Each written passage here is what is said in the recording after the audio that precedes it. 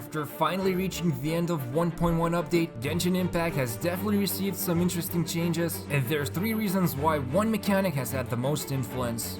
Up until the introduction of 1.1, the most common team building strategies revolved around one main damage dealer and 3 support characters. And out of all of these support characters, only Geo Element and Beidou had shields as one of their advantages, the former only available with Noelle or Crystallization elemental reaction, and the latter from Beidou's elemental skill for countering attacks. And most of these options for using a shield character were still not a very popular team building strategy choice, because Beidou's shield only worked for a split second to counter enemy attacks, and Geo characters weren't the most popular choice when it came to team building, and that was mostly because of their defensive playstyle nature and lack of elemental reactions. But after 1.1 has finally released all of the promised characters, 3 of them came with an ability to produce a shield. And what's even more surprising is that Diona and Xinyan aren't even from the Geo element, and yet they still produce shields that not only bring advantageous elemental absorption, but also still provide elemental reactions. And even though world exploration isn't the most challenging, it still has its moments where a healer won't be able to fix the mistakes you've made while doing your usual ley lines or fighting annoying enemies like the hatchlings. And thanks to this influx of shield generation, currently 7 out of 23 characters can provide a shield either through elemental reactions or with their skills, so it's almost inevitable you will end up using one of them in some of your explorations. And it's clear that shields have given us more freedom in terms of combat, where we can make more mistakes without getting punished, since the shields absorb all the blame for us. The only thing that's very important to understand when it comes to your shield management is that it doesn't matter how many of them you have on you, they simply won't stack together. For example, if you have a shield from the crystal you picked up and activate another one with Xinyan, if an enemy attacks you, both shields will receive the same amount of damage, so they might even break at the same time, which totally depends on the amount of damage the shield can absorb. So make sure to rotate your shields responsibly, or at least don't collect all the crystals from the ground at the same time. All in all, the world exploration has become much easier thanks to shields, and things like environmental damage is the thing of the past, especially if you're actively using any of the shield characters.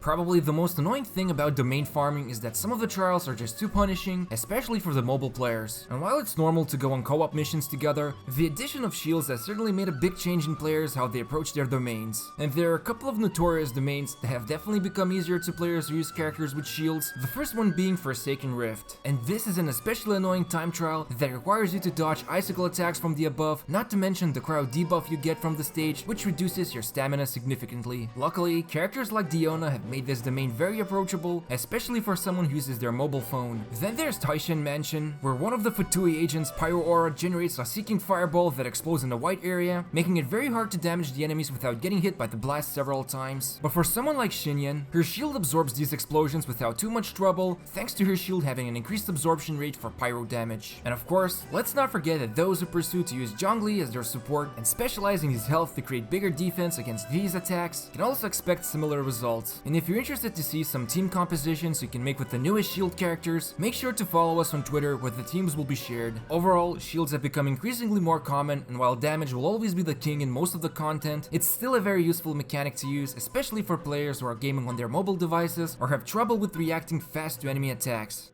Arguably, the most important change happened in the Spiral Abyss, which all started after Tartaglia and Diona became available. And even though Tartaglia is absolutely one of the most amazing damage dealers out there, the more surprising discovery came from using Diona in the final floors of the Spiral Abyss. In particular, the last floor of the Spiral Abyss completely changes the way how the game is played by severely limiting the amount of stamina you can use. And it's a very hard thing to adjust to, especially if you're used to spending your stamina without too much careful planning. So once Diona became available, a couple of things like Ice Trap and the icicles have become more manageable thanks to her shield. And now that Zhongli and Xinyan have also arrived, you can make an even more defensive team than before. And while it is true that above everything else, your damage output matters the most in the Spiral Abyss, there's actually some players who struggle not with the damage but with survivability, and sometimes you might give up on this stage before you even clear it, which means you still miss out on the clearance awards such as the 5-star artifacts and more. So getting a boost in survivability before bigger damage output can help out the players before they plan on achieving perfect star score. And the best part is that you can collect these clearance awards every 2 weeks with 0 stars achieved. And let's not forget the fact that characters like Diona and Xinyan actually belong to an element that's not neutral like Geo, which makes things even better against the most challenging enemies in the game, like the Cryo Gunner or Electro Hammer Fatui agents. Breaking their shields while having one of your own is definitely a good feeling. Overall, the introduction of more characters that can generate shields have definitely made the trips to the Spiral Abyss more relaxing, especially if you struggle with dodging enemy attacks or getting caught by one of those annoying traps like the Ice Prison or Electro Wires. But to summarize, summarize, before 1.1 there were only a handful of characters who specialized in shields, but after Diona, Xinyan, and Zhongli got released, the gameplay has certainly changed for players who have obtained at least one of these characters. Things like world exploration have become less annoying since you can pretty much just ignore enemy attacks, especially if you prefer more direct combat. And for certain domains like the Forsaken Rift, using any of the shield characters have also made things much easier, especially if you don't play in co-op and want to save up on those round trips to the Statue of the Seven.